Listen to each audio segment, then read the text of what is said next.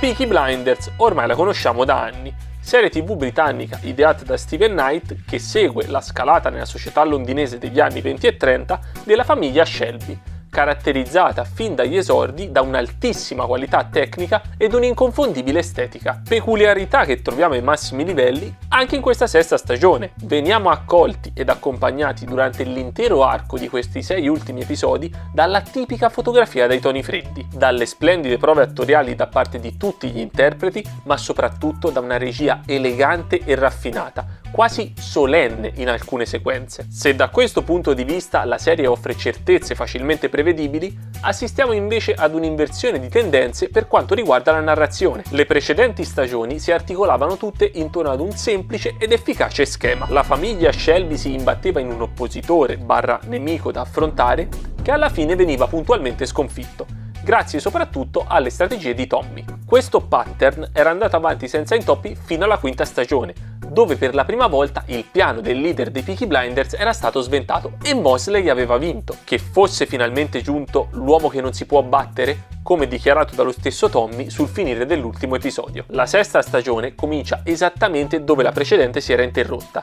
ma il suo focus non è assolutamente sulla ripresa del conflitto tra i due personaggi appena citati. Si concentra invece moltissimo esclusivamente sul suo protagonista. Nell'ultima recensione vi ho parlato della quarta parte di Stranger Things, sottolineando il carattere corale assunto da quella serie. Ecco, questa sesta stagione dei Peaky Blinders è esattamente l'opposto. La serie di Steven Knight è sempre stata un po' lo show di Thomas Shelby, ma bene o male erano sempre stati presenti personaggi secondari interessanti e ben strutturati. In questo caso invece si è andati a sacrificare chiunque, tranne in un paio di situazioni, in favore del personaggio di Cillian Murphy. Una scelta in parte forzata, vista la morte di Helen McCrory, storica interprete di Polly Gray, ma che va comunque a colpire personaggi importantissimi come Arthur, Ada e Michael. Dal punto di vista narrativo, la scomparsa di Polly è stata ben gestita all'interno della serie. Hanno trovato una motivazione plausibile seguita da un toccante omaggio. Le conseguenze del suo addio invece non sono state ben gestite, ma di questo parleremo nella parte spoiler della recensione. Se i vecchi personaggi non hanno avuto lo spazio che avrebbero meritato, la stessa cosa si può dire per i nuovi personaggi, che vengono quasi appena abbozzati e per quanto il loro ruolo dovrebbe essere importante all'interno della storia, risultano avere pochissimo spazio in scena. È come se per concentrarsi sull'introspezione psicologica di Thomas Shelby, ben portata su schermo anche attraverso numerosi simbolismi, la serie si fosse completamente dimenticata di tutto il resto, soprattutto delle trame introdotte nell'arco della quinta stagione. Eppure c'era il tempo per sviluppare tutto nel modo corretto. Gli episodi di mezzo sono pieni di lungaggini inutili. Sarebbero bastate 3 puntate per rappresentare tutto quello che ci viene raccontato in questa sesta stagione. Si arriva alla fine della visione con la netta sensazione di aver quasi perso tempo, perché narrativamente parlando succede veramente poco. Di conseguenza viene colpito anche il ritmo della serie, che risulta essere eccessivamente lento e forzatamente dilatato, incrementando il senso di noia che pervade continuamente lo spettatore. La sesta stagione di Peaky Blinders si rivela quindi essere, almeno per me, una totale delusione. Un addio televisivo colmo di estetica ma privo di contenuto. Speriamo che con il film, annunciato già lo scorso anno che dovrebbe concludere l'arco narrativo di questi personaggi, venga raddrizzato il tiro, perché così non ci siamo proprio. Adesso è arrivato il momento di scendere più nel dettaglio con la recensione per parlare meglio degli enormi difetti di questa stagione.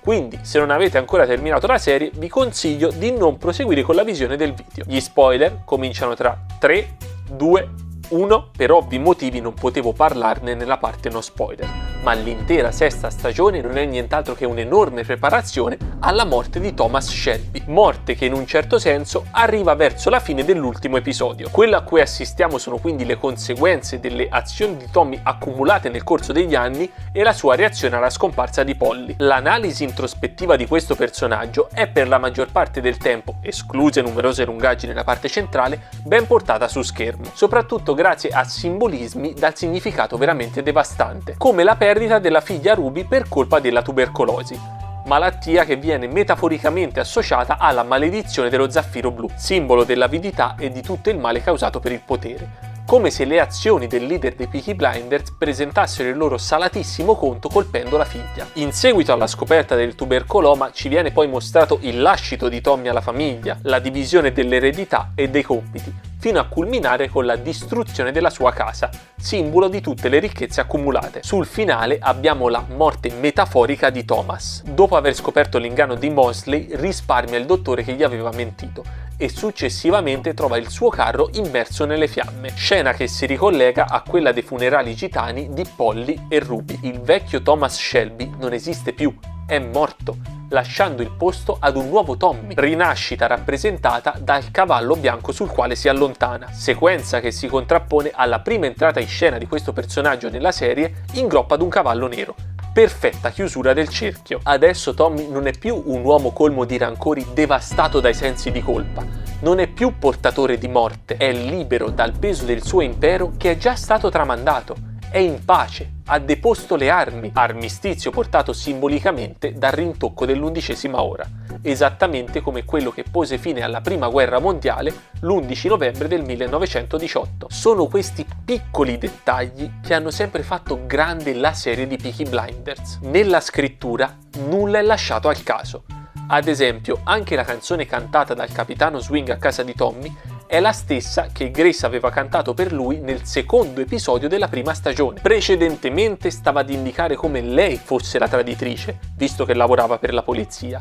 Adesso invece è lui il traditore in mezzo a quel gruppo di persone. Proprio per questa minuziosità nella sceneggiatura sono rimasto a dir poco stupito dai grossolani errori commessi in questa stagione. Il primo è che in favore del profondissimo approfondimento di Thomas Shelby tutti gli altri personaggi sono stati lasciati nel dimenticatoio. Arthur per 3/4 di stagione non fa che bere e drogarsi per poi miracolosamente tornare in sé in seguito ad un dialogo con Hayden Stagg, quello che gli fregava l'oppio e che doveva essere menato. Ada completamente assente se non nel secondo episodio. E Finn, boh,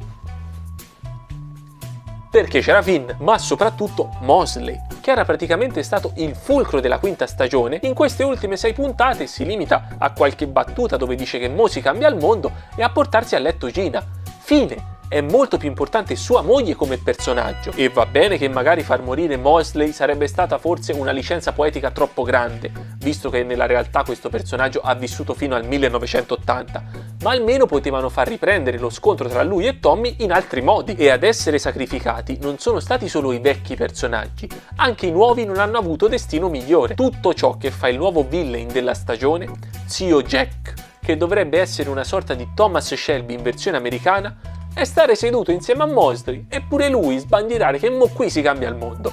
Verso la fine libera Michael e stop! Decisamente troppo poco se paragonato ai nemici delle precedenti stagioni. Spunta poi praticamente dal nulla nel quinto episodio Duke, figlio perduto e ritrovato di Tommy. Viene piazzato nella sala scommesse, assiste ad un omicidio vedendo così con i suoi occhi il lato oscuro della famiglia e dopo questa cosa vuole andarsene. Arriva Tommy, gli fa un discorsetto per intortarlo sugli affari alla luce, gli affari bui dei Peaky Blinders, che lui deve muoversi nell'ombra, deve occuparsi dell'oscurità. Nella puntata dopo ammazza la talpa e caccia Finn. Uno sviluppo decisamente troppo repentino. Questa crescita, che immagino alla fine porterà Duke ad essere il capo degli affari loschi dei Peaky Blinders, avrebbe avuto bisogno di molto più tempo, ma il personaggio che secondo me è in assoluto stato peggio gestito è Michael. Me lo sono tenuto per ultimo proprio perché secondo me lui è il perfetto esempio dell'altro grandissimo difetto di questa sesta stagione, il modo sbagliatissimo in cui vengono costruite determinate situazioni. Nella precedente stagione erano state poste solidissime basi per uno scontro tra Tommy e Michael, scontro che di fatto non avviene. Dopo il salto temporale di 4 anni, Michael è diventato un vero e proprio gangster americano del gruppo di questo zio Jack. Si incontra con Tommy per l'affare dell'oppio e poi non è che viene parcheggiato, viene proprio congelato per i restanti episodi. Ci menano tutto il tempo il ritornello della profezia di Polly che predice un'imminente guerra interna alla famiglia durante la quale uno di loro morirà. Ma questa guerra non c'è, concretamente non succede assolutamente nulla. Michael viene sbattuto in prigione, poi verso la fine si ricordano che comunque Tommy deve vincere contro qualcuno e quindi lo liberano. Il confronto tra questi due personaggi però non funziona perché è mancata tutta la costruzione verso quella scena. Non c'è pathos, non c'è tensione, il nulla assoluto, e non per la sequenza in sé, che da vedere è pure carina, ma è per il modo in cui si è arrivati a quella situazione. Sprecare in questo modo uno scontro che nella quinta stagione era stato così ben costruito è l'errore più grave che potessero fare, soprattutto in mancanza di un degno rivale per Tommy in queste 6 puntate. Anche le scene con zio Jack e Mosley sono totalmente anonime, non c'è alcun tipo di sviluppo, tant'è che alla fine la situazione è praticamente quella che si aveva all'inizio. Non ci si è schiodati dal punto di partenza, viene dedicata molta più attenzione al matrimonio di Thomas, quello sì che è uno sviluppo e va bene. Per quanto mi possa piacere il personaggio di Lizzie, però lascia un po' il tempo che trova. C'erano cose decisamente più interessanti che meritavano di essere mostrate. Sarebbe stato bello magari anche inserire più scene con Churchill per farci meglio capire il ruolo di Tommy all'interno di questi incontri con Mosley, sua moglie, zio Jack e il capitano Swing. Invece nulla. Se eliminiamo l'approfondimento viscerale del leader dei Peaky Blinders, questa stagione risulta assolutamente vuota. Tantissima delusione. Veramente una fine ingloriosa per quella che è stata una delle serie TV più interessanti degli ultimi tempi.